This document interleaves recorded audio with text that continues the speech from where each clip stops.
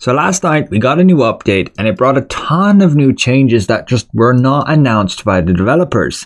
And that includes the majority of the inner ways getting some balance updates. Some even getting changed significantly. So what you'll find is Nameless Sword got an actual decent buff. Strategic Sword, a tiny buff. Silkbind Jade with the Inkwell Fan and the Vernal Umbrella got a damage buff, and Bamboo Cut with the dual blades and rope dart got a pretty big nerf, particularly for PvP. And healing didn't really get changed other than like a slight buff. So I want to go through those changes in this video, along with pointing out a whole host of other changes just not mentioned by the developers, such as we get more energy, as this recharges every 8 minutes instead of 9 minutes. On the top right here you have the Warrior's Journey, and in the weekly digest section it basically gives you a to-do list of all the activities you can do every week. In Bound for the World, you can obtain a ton of extra rewards here through all the different categories, and it's just a bit of an update to the improvement guide, and it still has all that excellent information here on what you need to be working on. When you go to recycle your gear, you can now get these seashells, these melodic stones. This allows you to free up inventory space and still have that guaranteed tuning perk. This is for the purple ones too, and there's another variant which will give you a legendary trait and at max value. I got this just by tuning the gear as a reward for max tuning it. There's some new entertainment mystic skills that you can get, and there have also been some weapon martial art updates. I suggest you go through them yourself, and you may experience some animations being slightly different and being able to create some more complex combos. A verse on YouTube who streams top level PvP arena matches made a bit of his list here from his observations just playing arena. And you have animation times on like Nameless Spear, Nameless Sword, the Twin Blades, Tenacity on Drunken Poet, and the armor set changes, which we'll get into later. But what I want to get into right now is the inner ways. And this does change up quite a bit the balance of the weapon synergies. So first of all, there was no change whatsoever to Moral Chant. However, Blossom Barrage. This has been changed, so the tier 4 effect with the cast speed is now at tier 3. Along with the duration being 15 seconds instead of 12. The tier 4 effect is just something new now. So outside of arenas, your Spring Away, which is the charged light attack, when it hits a target that has the combo effect, that's from your Spring Sorrow, the damage is increased by 10% and the maximum number of targets it can hit increases to 5. But then we go to Sword Horizon. This got a little bit of an update, changing tier 5 to give direct affinity rate at 2.3% rather than physical penetration of 5.6. So we look at Sword Morph. This has been buffed at tier 3, so it gives you up to 15% damage for 5 seconds, and if the target's exhausted, up to 24% damage. Before, this was a maximum of 12% damage. So it's a significant boost.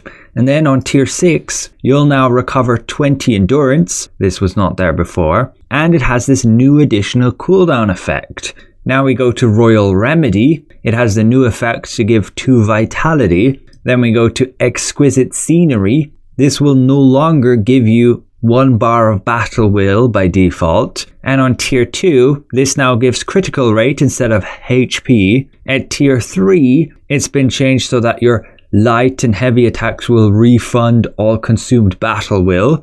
And then on tier 5, this gives critical damage bonus instead of physical damage reduction. Moving on to Echoes of Oblivion for your rope dart. This has been changed so it ignores 10 bamboo cut resistance instead of 10%. But on tier 2, this now gives critical rate instead of precision rate. On tier 3, when you gain Samsara and you deal damage, you'll increase your Karma Flame by 1. That's new to be here, as it was normally on tier 4, which now has a new effect, which was on tier 6 and now on tier 4, to give that cooldown effect to your addled mind. You will also note across a lot of these inner ways there seem to be new translation errors, like this, saying delusion instead of addled mind. So it can be a bit confusing with the naming. But yes, you now gain this effect on tier 4 instead of it being on tier 6. And tier 6 has been changed to increase HP damage rather than giving you that cooldown that they've moved to tier 4. So you gain that 10% HP damage dealt while under Samsara.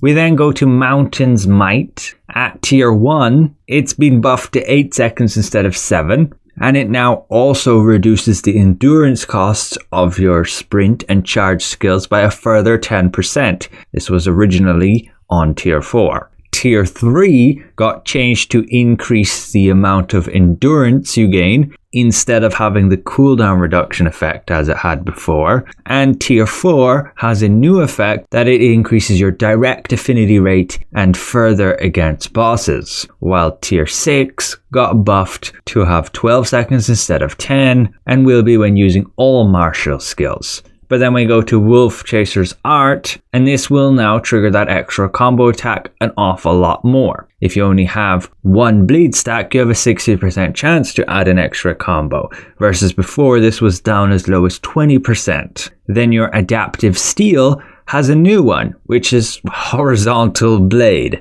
Yeah, probably not a great translation, and it very likely means the Nameless Sword. However, if we look at the other ones, the sword one got buffed. Instead of being a 10% chance to trigger the bleed, it's now 100%. On top of that, the cooldowns are now different. So with the sword, it's every 6 seconds. Dual blades, 10 seconds, and the horizontal blade, the Nameless Sword, I believe, is 20 seconds. And that new effect is after a deflect, you increase the damage of light and heavy attacks of the varied combo by 5% for 5 seconds. But that's not all. In terms of the tiers, this first tier no longer has a cooldown at all, and tier 3 now lasts 5 seconds instead of 4. Then your Insightful Strikes. At tier 2, it simply gives Bell Strike attack instead of hit points. It's good if you want damage. Similarly on Restoring Blossom, tier 2 gives Min Silkbind attack instead of HP.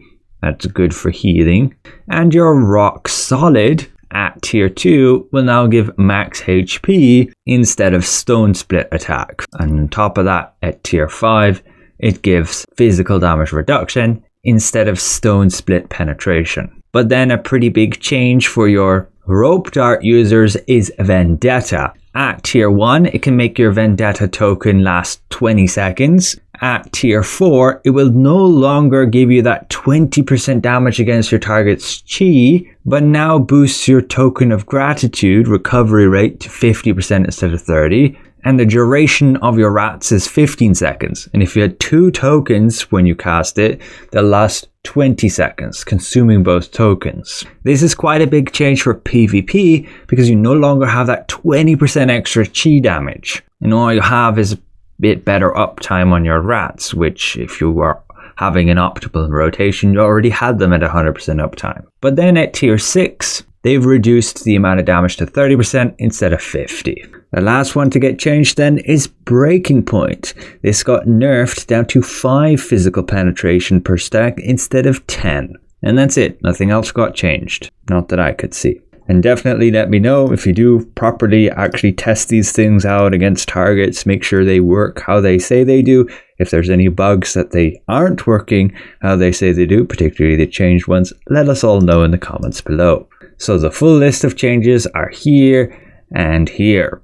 And the takeaway from this is that Bell Strike Splendor, Nameless Sword, Nameless Spear got a bit of a damage boost. Sword Morph tier 3 going up to 24% damage boost against exhausted targets, and otherwise a 15% nearly all the time, on top of getting that to tier 6, getting that extra endurance and the extra cooldown effect. As for Bellstrike Umbra with Strategic Sword and Heaven Spear, this got a tiny damage buff. With Sword Horizon in PvE, this will probably be better than the physical pen, having that direct affinity rate. And then with Wolf Chaser, it's now a bit more easier to trigger all of the combo attacks from your Somber Sorrow. As for Silkbind Jade that I play, that nice damage boost on Blossom Barrage is welcome, but it will just be a very little amount. But Bamboo Cut, this is where I feel the biggest changes have occurred, with the Echoes of Oblivion and the Vendetta. Particularly in PvP, people are saying you can now deflect all the rats, which is a massive damage nerf. No longer will you have all that reliable damage output. And additionally, with you now no longer having all that extra chi damage, you'll take quite a bit longer killing your targets. And even if you do max out your Vendetta, you now only get 30% damage instead of 50. And yeah, the healer, not really much changes. Tiny buffs here. Getting some extra vitality and silk bind jade attack. So finally, let's have a quick look at the armor set changes. If we look at the jade wire set, this is the old version and this is the new version. It's been reworked quite a bit. Now it's a whole lot better, where it lasts 8 seconds and then only has a 12-second cooldown versus it had before a 30-second cooldown. But its effect is quite different too, where it increases your affinity damage and direct affinity rate. But this is only against targets with a lower key percentage than you, or below 40%. But this does make it like really solid for PvE, at least if it properly works like that. Hawkwing set seems to remain the same. Rain Whisper set also remains the same. Swallow Call piece set, a bit of a damage buff here just for Bamboo Cut. You can see what it used to be like here, just 15% light attack damage to targets below 40%, with an additional 5% against exhausted targets.